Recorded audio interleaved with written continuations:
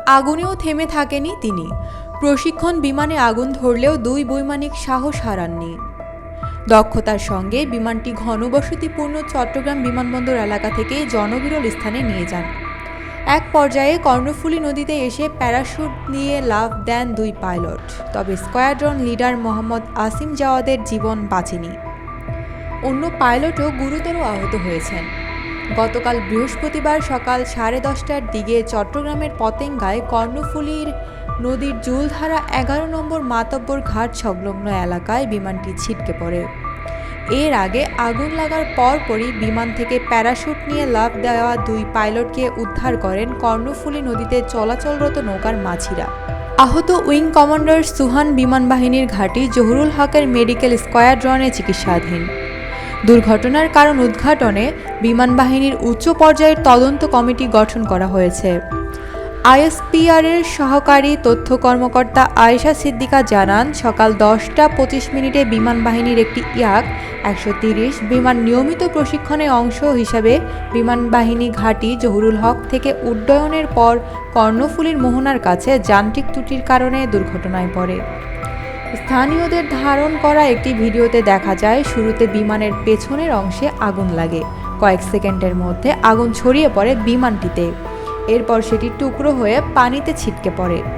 প্রত্যক্ষদর্শী কর্ণফুলী উপজেলার জুলধা এলাকার বাসিন্দা মোহাম্মদ পারভেজ জানান, মাতব্বর ঘাট দিয়ে কর্ণফুলী নদী পার হয়ে চট্টগ্রাম নগরে যাচ্ছিলেন। এই সময় একটি বিমান উড়ে আসতে দেখেন। হঠাৎ দেখেন বিমানের পেছনে আগুন ধরেছে। মুহূর্তের মধ্যে বিমানটি নদীতে আছড়ে পড়ে। বিমান থেকে দুজন পাইলট প্যারাশুট নিয়ে নদীতে পড়ে যান। এ সময় নৌকার মাঝি ও যাত্রীরা মিলে তাদের উদ্ধার করে নগরের পতেঙ্গা প্রান্তের ঘাটে নিয়ে যান। পরে বিমান বাহিনী ও নৌবাহিনীর লোকজন তাদের হাসপাতালে নিয়ে যান। চট্টগ্রাম মহানগর পুলিশের উপকমিশনার শাকিলা সুলতানা বলেন, বিধ্বস্ত বিমানটির পাইলটদের উদ্ধার করে বনৌজা পতেঙ্গা হাসপাতালে নেওয়া হয়। সেখানে দুপুর 12টার দিকে স্কোয়াড্রন লিডার আসিম জাওয়াদের মৃত্যু হয়। এদিকে এই ঘটনার নিহত আসিম জাওয়াদের শোক তন্ত্রোক্ত পরিবারের প্রতি গভীর সমবেদনা জানিয়েছেন প্রধানমন্ত্রী শেখ হাসিনা এবং বিমান বাহিনীর প্রধান air chief marshal Sheikh Abdul Hannan. Karnaphuli নদীতে বিধ্বস্ত বিমানের একটি অংশ উদ্ধার করেছেন নৌবাহিনী।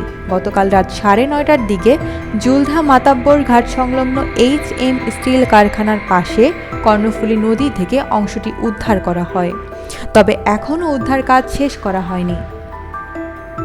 এর আগে তারা সোনার নামে একটি যন্ত্রের মাধ্যমে নদীর তলদেশ তল্লাশি চালিয়ে বিধ্বস্ত বিমানটির একাংশ শনাক্ত করা হয়। এরপর রাতে নৌবাহিনীর উদ্ধারকারী জাহাজ বলবান অংশটি উদ্ধার করে। জাওয়াদ 2010 সালের 10 জানুয়ারি বিমান বাহিনীতে যোগ দেন। 2011 সালের 1 ডিসেম্বর তিনি ক্যাডেটের সর্বোচ্চ সম্মান সোর্ড অব অনার প্রাপ্তিসহ জিডিপি শাখায় কমিশন লাভ করেন। চাকরিকালে তিনি বিমান বাহিনীর বিভিন্ন ঘাঁটি ও ইউনিটে গুরুত্বপূর্ণ পদে নিয়োজিত ছিলেন।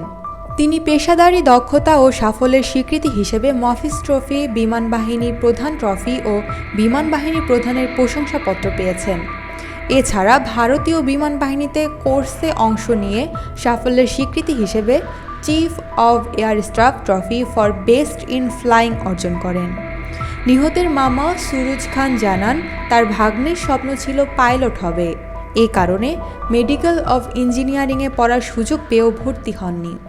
তিনি জানান, শুক্রবার মানিকগঞ্জ শহরের সেওতা কবরস্থানে জাওয়াদের লাশ দাফন করা হবে।